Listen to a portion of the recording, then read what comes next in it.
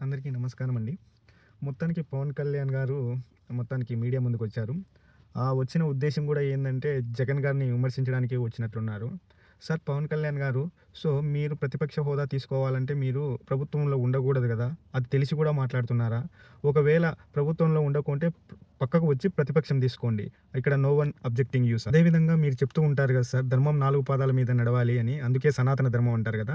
Okay. Jagan గారు అడిగేటువంటి ప్రతిపక్ష హోదాకి ఏదైనా బెనిఫిట్స్ వస్తాయి, ఆయనకేదో అలవెన్స్‌లొస్తాయి, లేకపోతే ఇంకొకటొస్తాదని అనుకుంటే, మీరు మంచి చేయాలనుకుంటే ఆయన అడిగే మైక్ ఇవ్వచ్చు గదా! సో, చంద్రబాబు గారు గంట మాట్లాడితే ఆయన 30 నిమిషాలు మాట్లాడతాడు. సో, ఆ విధంగా పాలకపక్షం, ప్రతిపక్షం మీద వాడి వేడే చర్చ జరుగుతాది. ఏదో అర్థం ఉంటాది.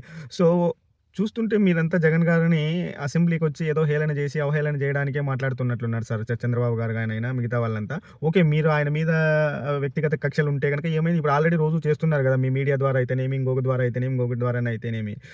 కాకపోతే ఒకటి మాత్రం నిజం సార్. ఆయన మీలాగా డప్పు కొట్టుకోడు. మీలాగా ఉన్నది ఉన్నట్లు ఖచ్చితంగా డేటా పాయింట్స్‌తో వస్తాడు. మీరు మాత్రం డేటా లేదు, ఏం లేదు అంటారు.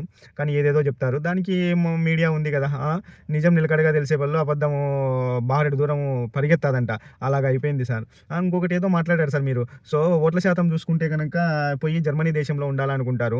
మీరు మీ ఓట్ల శాతం గనక చూసుకున్నట్టయితే మీరు కైలాస దేశమో, లేకపోతే ఏ రష్యానో, అమెరికాలోనో ఉండాల్సినోళ్ళేమో సార్. ఎందుకంటే మీకొచ్చిన ఓటు శాతం కూడా చూసుకుంటే సింగిల్ పార్టీగా అదేవిధంగా పొత్తు పెట్టుకుంటే, మీకు పొత్తు పెట్టుకుంటేనే మీరు అధికారంలో ఉంటారు సార్. లేకపోతే ఉండరు. ఆ విధమైన బలమైన పునాది వాళ్ళు వేసుకున్నారు. సో, మీరు కలహాల కాపురంగానే బయటికి నటించాలా, ఆ ప్రభుత్వాన్ని నడిపియాలా. అలా కాకోకుండా ఏదైనా చేసినారనుకో, బంగారుపల్లెంలో ప్రభుత్వాన్ని అప్పజెప్పినట్టేంటి సార్. మీరు ఇంకొకటి కూడా సార్, సూపర్ 6 గురించి మాట్లాడలేదు, లేదా అమ్మాయిలు మిస్ అయినారన్నారు, లేదంటే ఏదో మాల వేసుకున్నారు. దీన్ని కూడా సెంటిమెంట్‌గా వాడుకుంటారేమో సార్. మీరు మాలలో వేసుకున్నప్పుడు ఎవరైనా విమర్శించినారనుకో, దాన్ని స్టేజ్ మీదకెక్కి, "ఏ చూడు హిందువుల మీద దాడి, నేను కాషాయ వస్త్రాలు వేసుకొనింటే గనక నా మీద విమర్శిస్తున్నారు. కొంచెం కూడా బుద్ధుందా, రోషం ఉందా" అని ఊగిపోతారేమో సార్. ఇట్లా ఊగుతారు.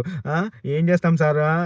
ఏదైనా గాని మన దత్తపుత్రునిగా ఈ విధంగా ఎప్పుడైనా కష్టాలొచ్చినప్పుడు వచ్చి మాట్లాడతారు. ప్రజలకు కష్టాలొచ్చినప్పుడు వచ్చి మాట్లాడండి సార్ కనీసము. Thank you sir.